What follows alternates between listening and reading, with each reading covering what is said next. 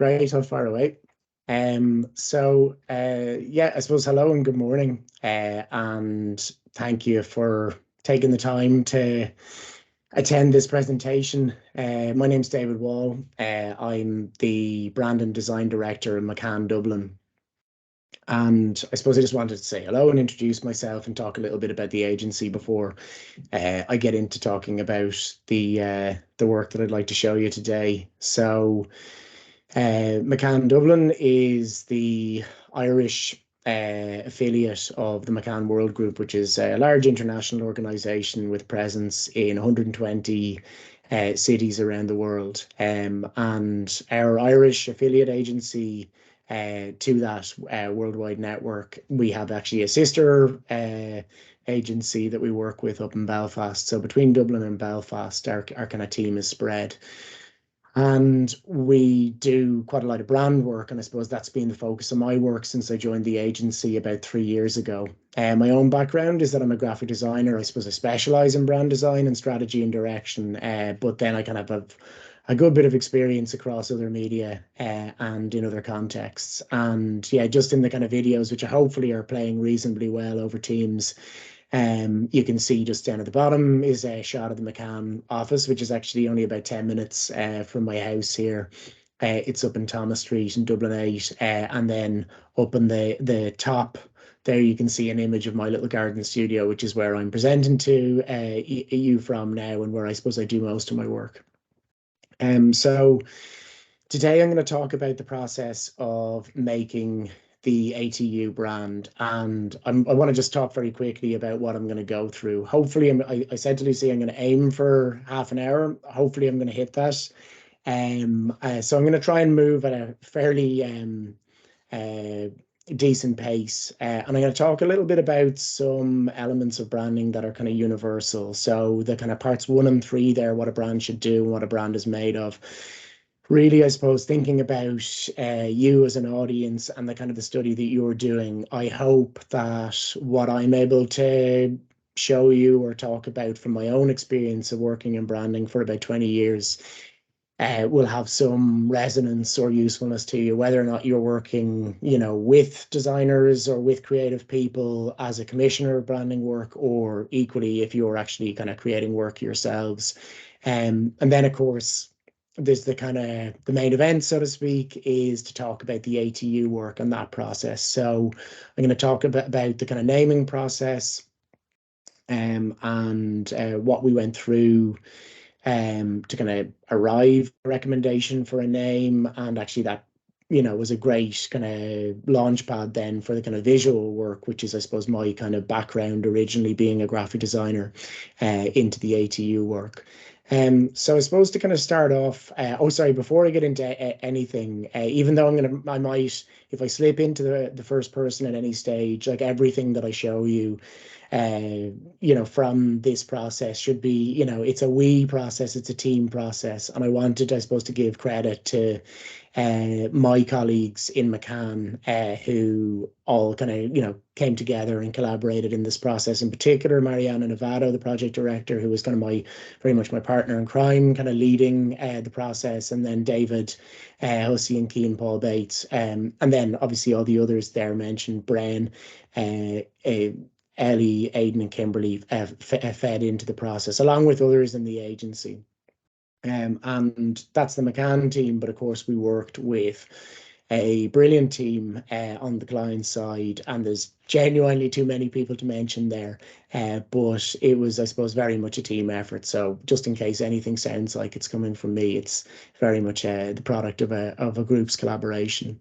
So I suppose to start off with, I am going to talk a little bit about what I think makes a brand good, what makes it work, what if you're creating a brand or trying to appraise one, what the kind of things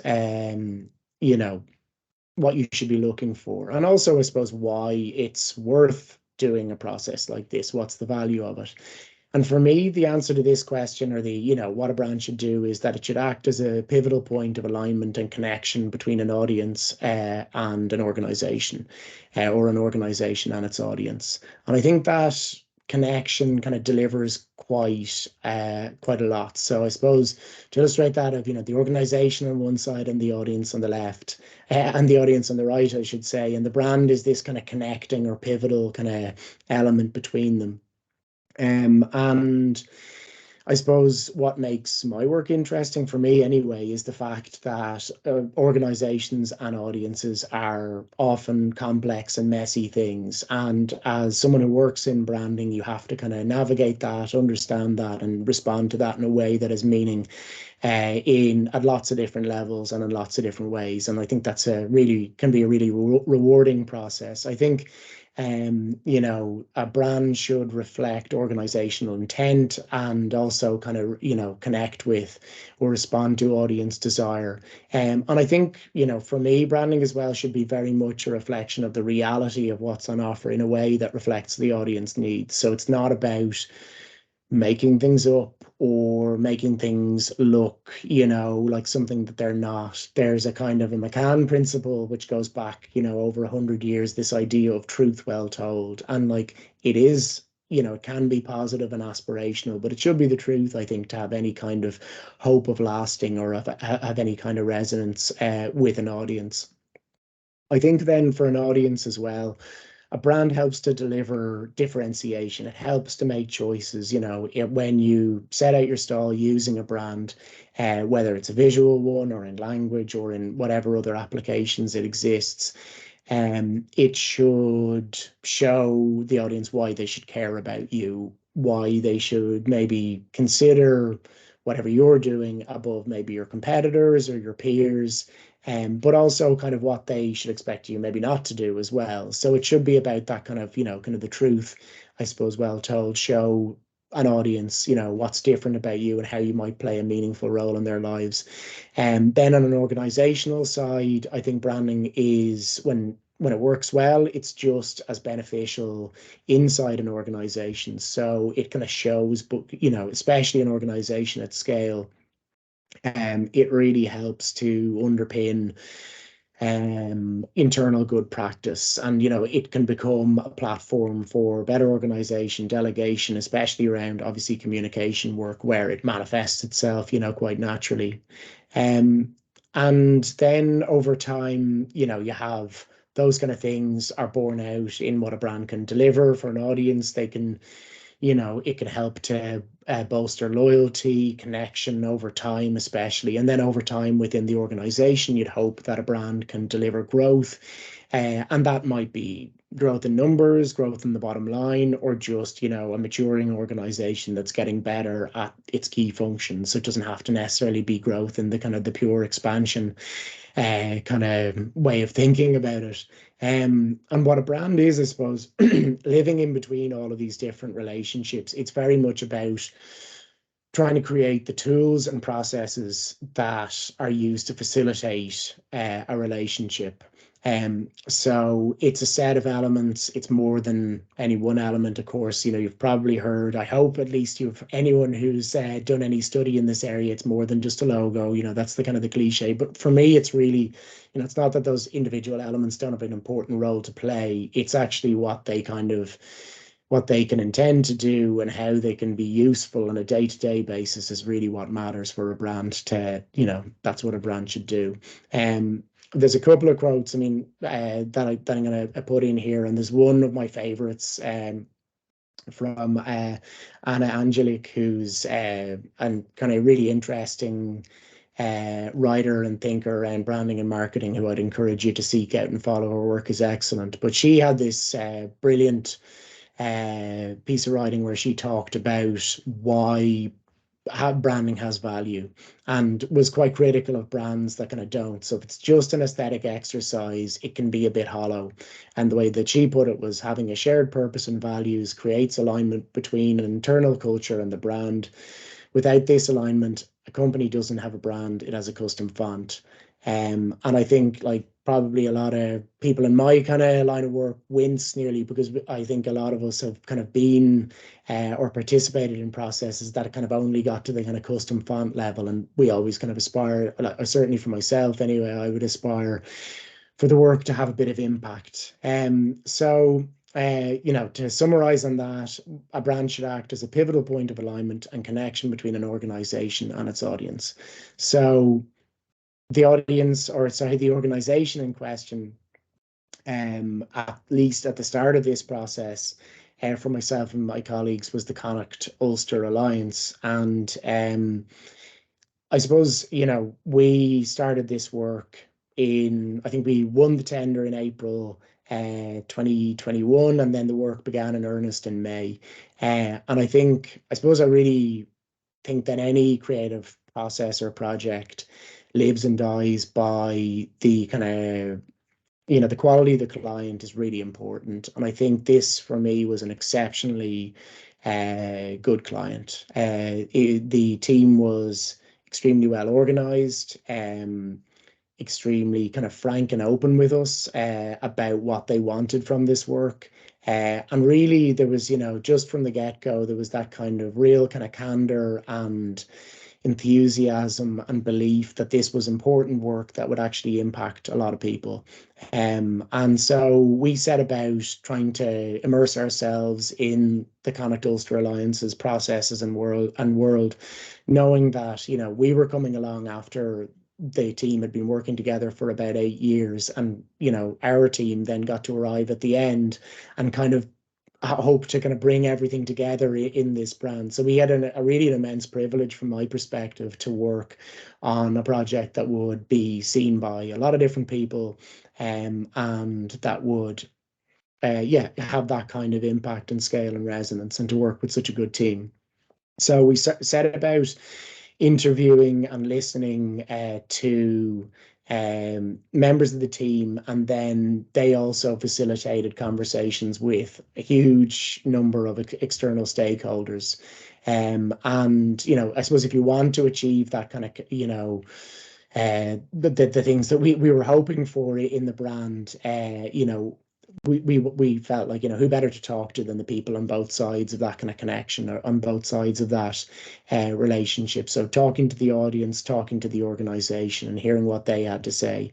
And it was a really, gave us great energy for the work because of the passion and the commitment that we saw, for not just from the organization, but from people right across the Northwest and the West, who were, really watching this project closely and really cared about how it would all turn out.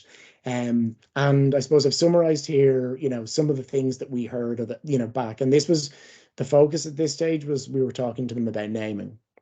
But at the same time, this formed extremely useful research for us as we were considering what the brand itself should do. So, one of the key things was that, one of the most common comments that we heard were, don't overcomplicate the name, don't overcomplicate the brand. And, we have a few quotes. I have a few kind of quotes here from, people that we spoke to. Keep it short and sweet, keep it simple. The acronym was really important. There was an understanding that although the name would be, exist in a kind of a formal long form version, that the acronym for things like CAO applications was going to be really important. This idea of making it really clear cut. Then, we were very much directed that we had to be inclusive. And this was a particularly strong trend when we had conversations with students and student representative bodies.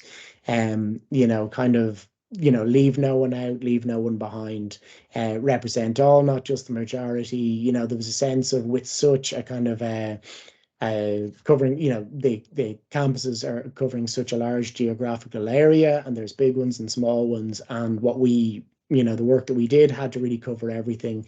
There had to be that connection to the alumni as well. But it was also very much about bringing things together. So this idea of kind of one shared identity was really important. And we were given examples, of other universities. Ulster University, which was actually, the branding work was done by my colleagues in Belfast, and that the University of the Highlands and the Islands over in Scotland, really good references that already existed, examples of educational institutions coming together to kind of become greater than the sum of their parts. And also, really interesting practical things about like, that for students such as, the ones I suppose that are in the room today in Galway, they have a direct relationship with the place that they're from, as well as to the broader university. So we had to take that into account.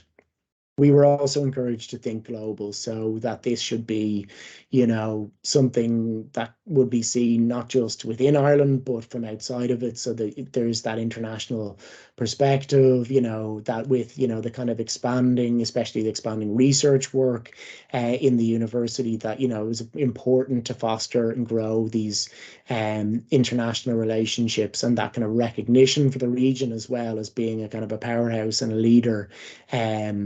Across the very many subjects that you can study at ATU.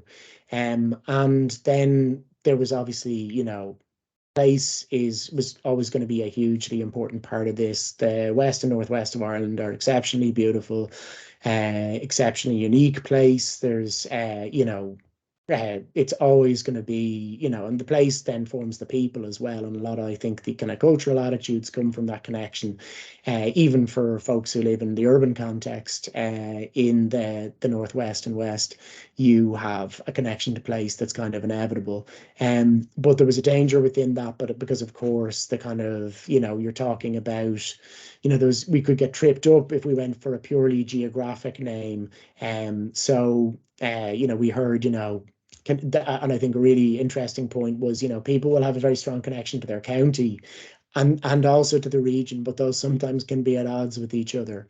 Uh, and then I suppose like it was important for us, to kind of understand and note that, we were coming in at the end of quite a long process. There had already been a kind of a bit of work done on naming, and there were concerns about the process, about why this was happening. Was it worth the time being invested in it?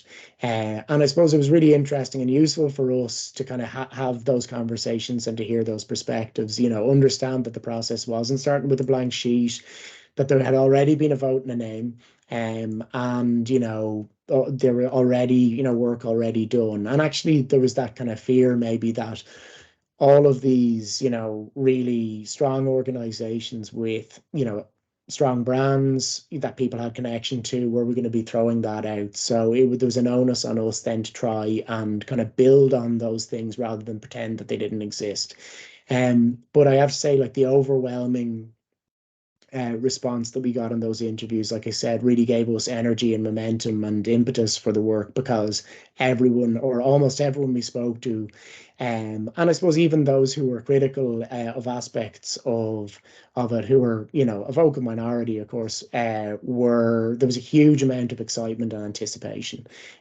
We, heard about, people saw this as an opportunity to be part of something greater, to do what you do best, a game changer for the region. And, especially for the students, that TU status, could open a lot of doors, being, I suppose the change from being institutes of technology, and then becoming a university was very significant. So, then that was a process that we went through, and we kind of reflected back on that. And then in terms of how we approached that kind of naming process, we first of all looked at a very long list, I think about 30, maybe 40 names, that we spoke about with the working groups who we were working most closely with, who were the kind of leadership and marketing and communication leads across the various, parts of the organization. And out of that process, we ended up with, a very small shortlist then of possible routes. And what we did then was, I suppose, something that was useful for us was to start to think about, well, you know, there's a danger, I think, in any process like this, that you get lost in keynote or PowerPoint presentations. And of course, the brand doesn't really exist in them beyond a process like this. It exists in reality. So we wanted to think about how the name would exist in a variety of journeys.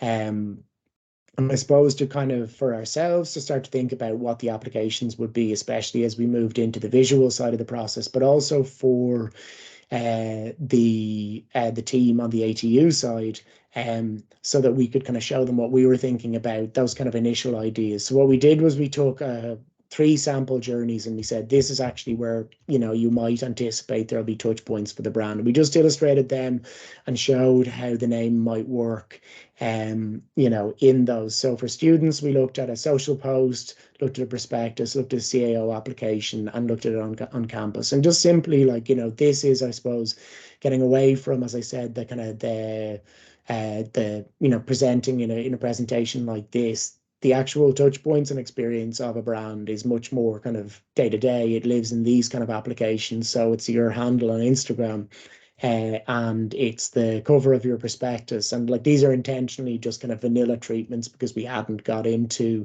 the visual work in earnest at this stage.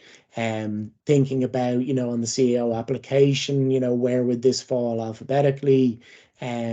Thinking about, elements on signage, and obviously things have kind of moved on since this which was in about kind of July last year, but it still gave us a bit of a sense of actually where the brand would live.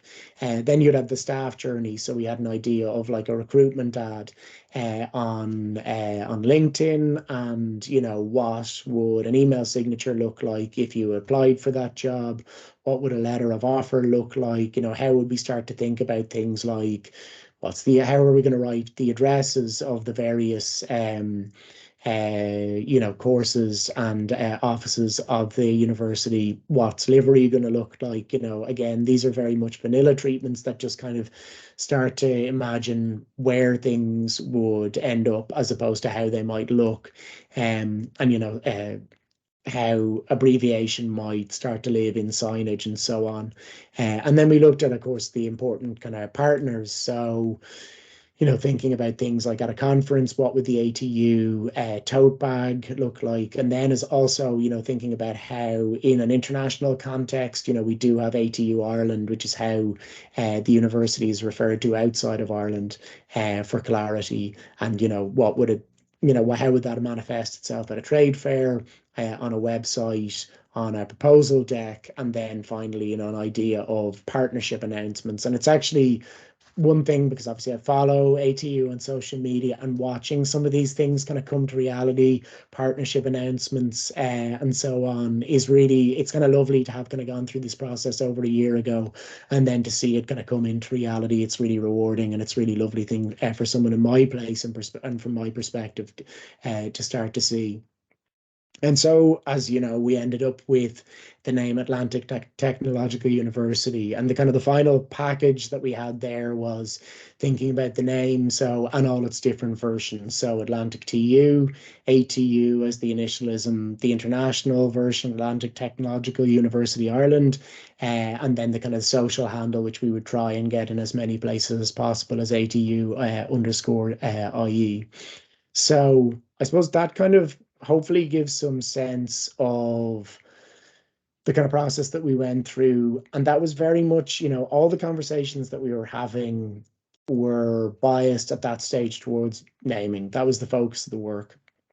But of course, we had another job to do, which was to do the visual brand and to think about how the brand would live in application once we had a name. And actually, that kind of process of immersion and interviews and conversation that we went through for naming was just unbelievably useful, because it ended up really giving us a strong foundation as we kind of moved into actually making the brand, so making the kind of the visual elements. So I suppose mirroring that approach earlier, I'm going to talk a little bit about what the component parts of a brand are in terms of positioning, the visual elements, the language elements, and the assets that you create from them. And I suppose, for me, what a brand is made of is what it's made of is it's concepts and practical assets that combine in a unified solution. And I think, there's always, when you have any application, and I think any creative work often has this, you have that kind of what can be a tension between conceptual and practical parts of the work. And for me, this is something that I always try and kind of look out for. You look for those points where, because the reality is the practical considerations always win out.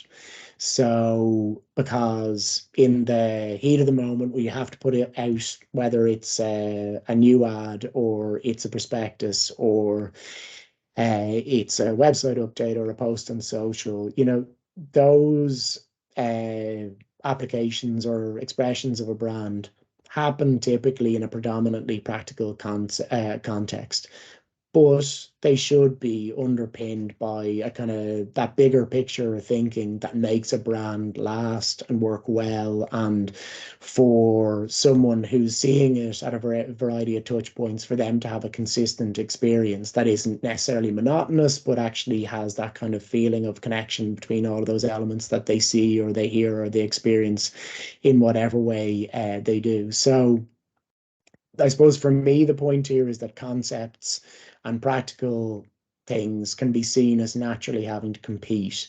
And if you take that approach, every application of the brand is a compromise between those two elements, which I think is kind of would be a shame. And I suppose I'll talk about kind of what I think is a better approach. But first of all, I'm going to talk about, just in the broadest possible sense, what I see as the kind of conceptual ingredients of a brand and what are the practical ones.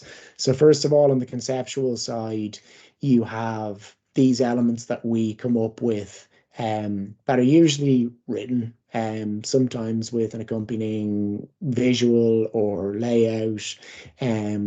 But these are essentially, they become statements, and I'm going to go through the ones that we came up with for ATU. You have the brand idea, which is usually, that's the kind of, not elevator pitch, but it's the very short form, thing that if you want, if people only can know one thing about your brand or hear one thing about it, this is it. This is the kind of and that, brand idea should be a creative spark. It should be broad enough to, allow people to use it to come up with other ideas, but it should be relevant enough that it could kind of only be yours.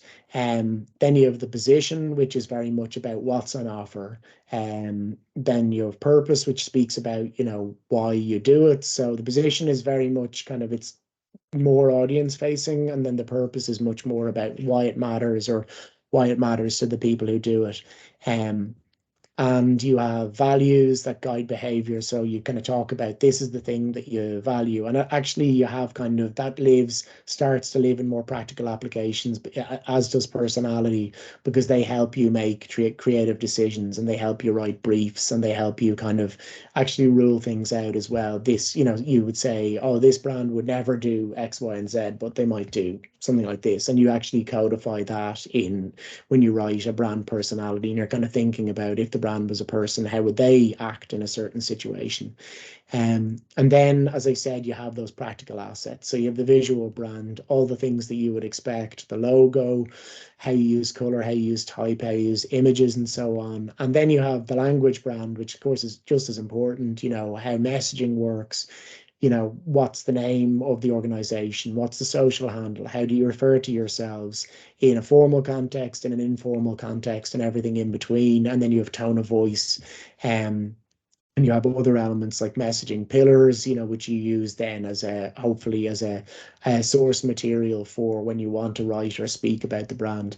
And then lastly, on the most practical end of the scale, you have these, assets. That's like your logo files, your typefaces, your color swatches. You have worked examples, and they're great because they're really important, because you have to actually test these theories at least to, as much as you can. And then you further test them when you try and make templates, which we made a lot of in this process for ATU.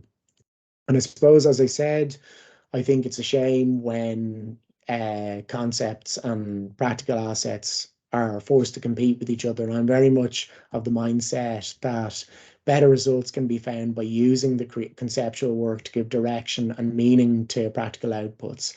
And often kind of finding the kind of what feel at the outset like kind of tensions or dissonance or contradictions between what a brand has to do practically and what it wants to do or aspires to do conceptually, kind of forms the kind of, that actually becomes the most useful thing from a creative point of view in terms of you're thinking about, well, what's going to be different about this brand? What's going to set it apart? What's going to make it unique? And I suppose refactoring or reimagining the kind of that lurid pink and lurid green slide that preceded, I'd see this as the kind of the relationship between those practical elements you have, or conceptual elements and the practical assets. So at the heart, kind of emanating out, you have the brand idea, that essence of the brand. Then you have, it impacts and informs the position and purpose. And then as you move into that kind of more practical space, you have the values and personality, guiding style, guiding behavior, and then moving into all of those assets, those practical elements that you create that are the files that people look for, the things that people hopefully use on a regular basis. And again, like for me, it's the connection and interplay between all these elements, and it shouldn't be one more nor the other. It shouldn't feel like a compromise or a sacrifice to be more conceptual in one day or be more practical in another. That's the natural ebb and flow of the requirements of communication and expression for any brand. And I think for me, actually, that's where you hope that the work has a lifespan and has resonance, because these connections, really become something interesting and compelling in their own right.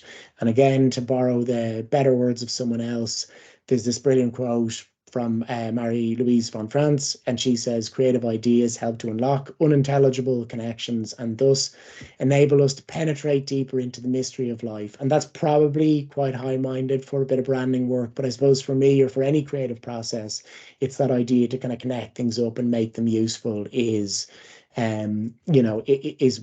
what you're hoping for. So to summarize there, what a brand is made of, it's concepts and practical assets unified by creative ideas and outputs. So then on to the ATU brand. So as we started into this work, we began the work with there's a process that we went through where we made a recommendation on a name, and there was a bit of a waiting period while that kind of got approved. Obviously, you had to go to the Minister for Education for final approval, and there was also kind of more substantial work going on, frankly, in terms of the kind of designation or the announcement, the kind of official announcement that ATU would open in spring 2022. But that gave us some time to start into, while we were waiting for the final sign off on the name or on that recommendation, we were able to do visual research. So, this is something that I love to do. I'm a graphic designer, but I'm also a huge fan of design, I really enjoy looking at the work of other people. And I found, especially working with clients and especially with bigger groups, it's great to it's a really useful way to bring them into the process, because the kind of conversations that I usually have seen graphic designers and other creative people have is that they talk about reference points in other work. And I actually think that's a really great point in the process to bring the client in and to kind of not to be hiding your homework and, thinking, oh, like we're taking inspiration or influence from this other work and we shouldn't talk about it. But in fact, the opposite. We found it a really great way. I've always found it a really great way an effective way to collaborate with client teams. And actually, it ensures they have influence over the design work at a really important part of the process.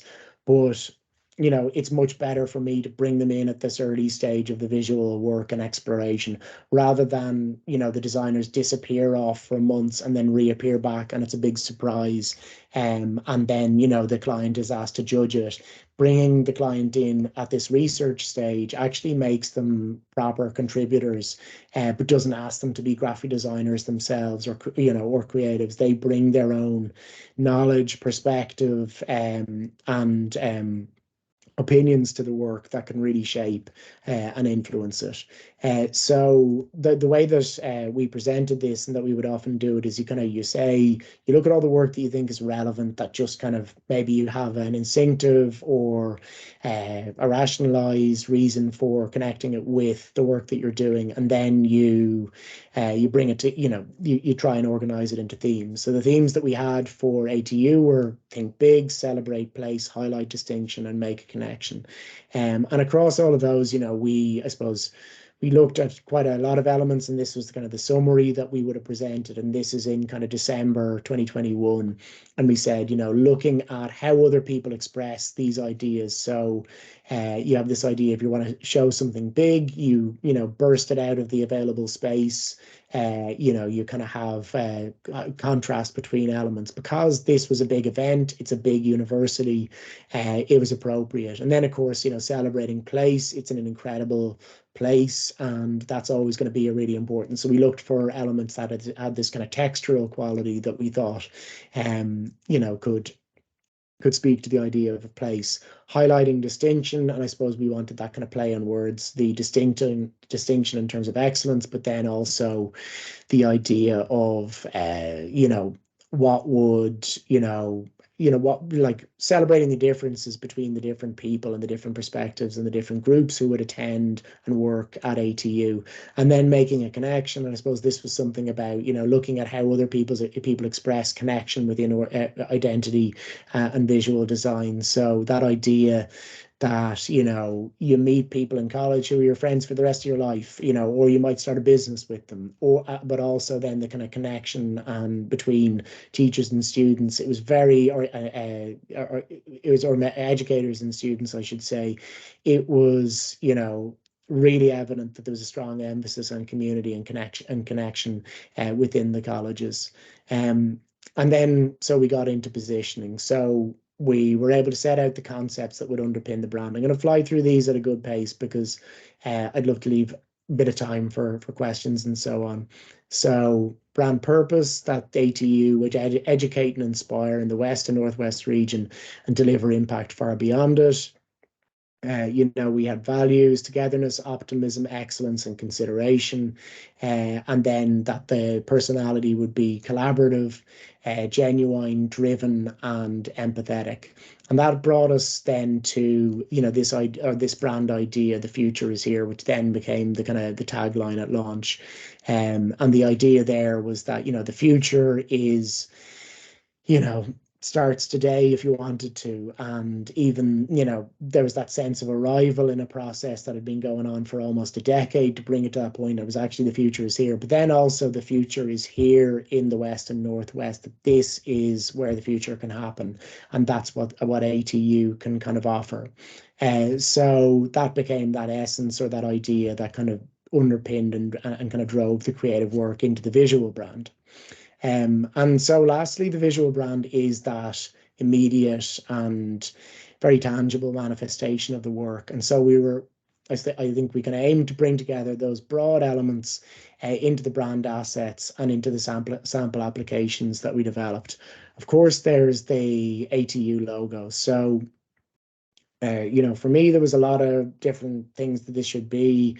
I felt it should be the letter A for the Atlantic. I thought that was going to be, with a lot of TUs opening, the word Atlantic is going to be an important one within it. It was also, it was something that was going to be shared across, Old School Technoliacht and Atlantic, and then also Atlantic Technological University, that you would have, the A was going to be important. And then a kind of a description or an idea of landscape and the Atlantic itself, and a kind of something that would be a memorable and unique icon, a kind of a memory trigger for those things that we wanted people to think of when they thought of the ATU. And then, of course, we looked at it in a variety of applications. We looked at publications, we looked at merchandise, developed brand guidelines, exploring color, exploring kind of how signage might work, kind of, so the kind of very practical applications of the brand. And then also, developing just ideas that were more expressions of a concept. So what would a poster look like? A poster really only has to communicate whatever you decide the poster is going to communicate. It doesn't really have a functional application. So there's something that when we're developing brand work, when we're testing visual ideas, they're great, because it's not like, say, for example, a website, which has just as many functional tasks to fulfill as it does aesthetic. And then considering how things like temporary elements like posters would have a relationship with more permanent things like signage, and how the brand would live in print, how it would live in other kind of signage applications, and then knowing as well the kind of the caliber and the focus on athleticism and sports across ATU. We wanted to think about, you know, what would that gear look like, so developing patterns for that kind of spoke to or had a connection to the shape of the logo, but spoke to that kind of idea of dynamism. Another tote bag. There's always tote bags in a brand identity presentation, and this one was no exception. And it was nice as well, just on that kind of launch day, to see there was you know, a member of the team who had climbed Croagh Patrick. I think maybe the day of the launch or the day after, and I was in Galway for the launch, and it was brilliant there just to see, you know, all of these elements kind of come to life and come together. You know, bags, I suppose. It was nice to see real bags as opposed to tote bags in a branding presentation. And really, you know, the hope was that the brand was able to be something that was flexible, that was nuanced, and that could live across the vast number of applications that it would need to, that it would connect with all of the things that we would hope to, and become something that would, you know, represent really, you know, a fantastic organization and a brilliant university, and an exciting thing, I suppose, not just for the West and Northwest, but really for the whole country. So that's my lot. So I really look forward to answering any questions that you might have. Thanks a million.